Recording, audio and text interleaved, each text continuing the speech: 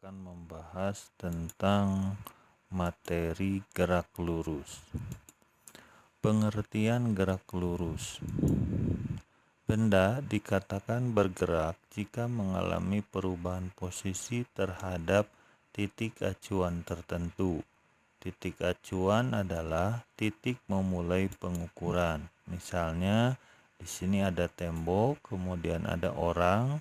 Pada saat T sama dengan 0 sekon, jarak tembok dengan orang adalah 2 meter. Kemudian pada saat T sama dengan 3 sekon, jarak orang dengan tembok itu 4 meter. Dan pada saat T sama dengan 5 sekon, jarak orang terhadap tembok menjadi 7 meter.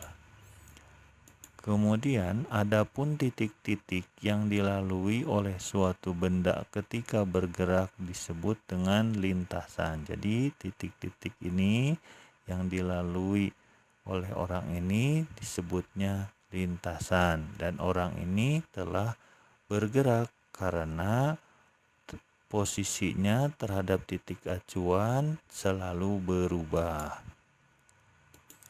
Nah, jadi gerak lurus adalah gerak benda dengan lintasan yang lurus. Kemudian, dalam gerak lurus ada yang disebut dengan gerak semu. Gerak semu adalah gerak yang seolah-olah sebuah benda sedang bergerak, padahal yang bergerak adalah pengamatnya. Contohnya, ketika kita sedang berada di kendaraan yang bergerak, terlihat pohon-pohon di pinggir jalan seolah-olah mendekati kita, padahal kita yang bergerak mendekati pohon. Nah, misalnya ini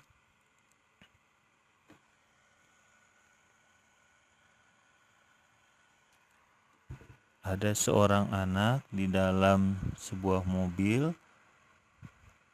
Maka ketika seorang anak ini melihat keluar, dia akan melihat gunung, kemudian tumbuhan dan pohon itu seolah-olah bergerak mendekati dia atau juga menjauhi dia. Padahal sebenarnya adalah anak tersebut yang bergeraknya, dan pohon dan gunung itu sebetulnya yang diam. Tetapi itu yang disebut dengan gerak semu atau gerak tidak sebenarnya.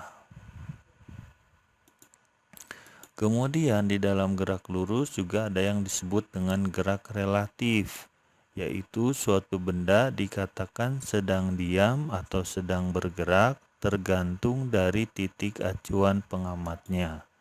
Contohnya, ini ada sebuah mobil dan ini ada supir dan ini ada orang yang berada di pinggir jalan. Maka sebuah mobil yang sedang melaju di jalan raya bisa dikatakan sedang diam jika titik acuan yang digunakannya adalah sopir yang mengendarainya. Kenapa? Karena jarak antara mobil dengan sopir tidak berubah. Jadi mobil dengan sopir itu diam karena jaraknya tidak berubah.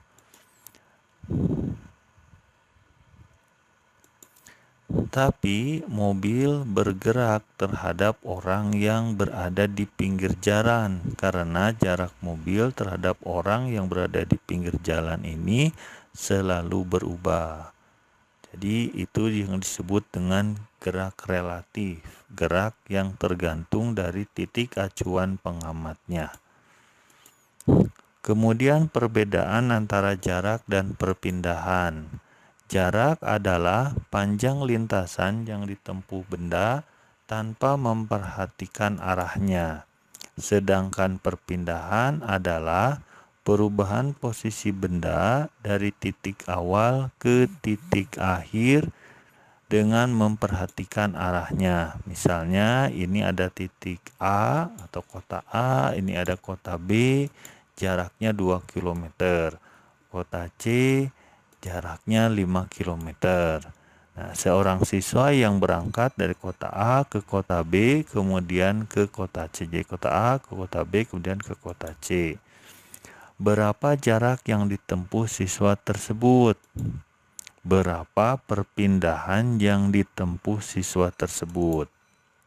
Nah, untuk menjawabnya, untuk jarak berarti panjang lintasan yang ditempuh. Maka jaraknya adalah panjang dari AB ditambah panjang dari B ke C. Jadi jaraknya 2 km ditambah 5 km. Jadi totalnya 7 km.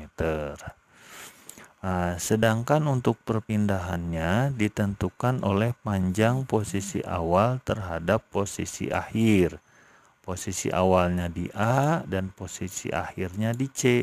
Maka perpindahannya adalah panjang posisi awal terhadap posisi akhir. Jadi perpindahannya adalah panjang titik A sampai ke titik C. Jadi perpindahannya adalah 7 km. Totalnya 2 km ditambah 5 km. Jadi 7 km. Nah, untuk contoh yang lain, misalnya ini kota A, kemudian kota B, jaraknya 2 km, kota B dan kota C, jaraknya 5 km. Sekarang jika siswa Budi bergerak dari A ke B, ke C, kemudian balik lagi ke kota B, maka berapa jarak yang ditempuh siswa Budi? Dan berapa perpindahan yang ditempuh siswa Budi? Maka untuk jaraknya berarti panjang lintasan yang ditempuh siswa Budi. Maka jaraknya itu adalah panjang AB, ini panjang AB ditambah panjang BC ditambah panjang CB. Jadi jaraknya adalah 2 km ditambah 5 km panjang BC dan panjang CB juga 5 km. Jadi total jaraknya adalah 12 km.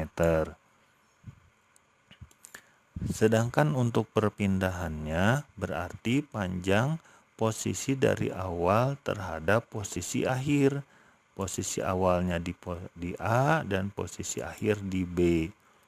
Maka perpindahannya adalah panjang posisi awal terhadap posisi akhir. Jadi perpindahannya itu adalah panjang titik A ke titik B saja. Jadi perpindahannya hanya 2 km.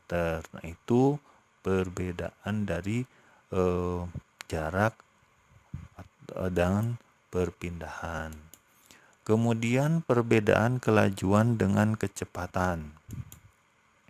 Kelajuan adalah perubahan jarak dalam selang waktu tertentu tanpa memperhatikan arahnya. Sedangkan kecepatan adalah perpindahan dalam selang waktu tertentu dengan memperhatikan arahnya.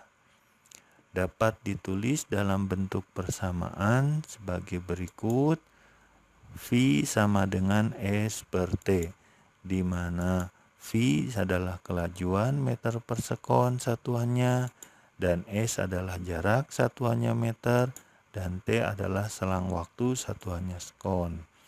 Jika ditulis dalam bentuk segitiga bantu, maka ini garis merah yang garis horizontal, yang biru garis vertikal, nanti ini artinya bagi, dan yang vertikal yang biru ini artinya kali.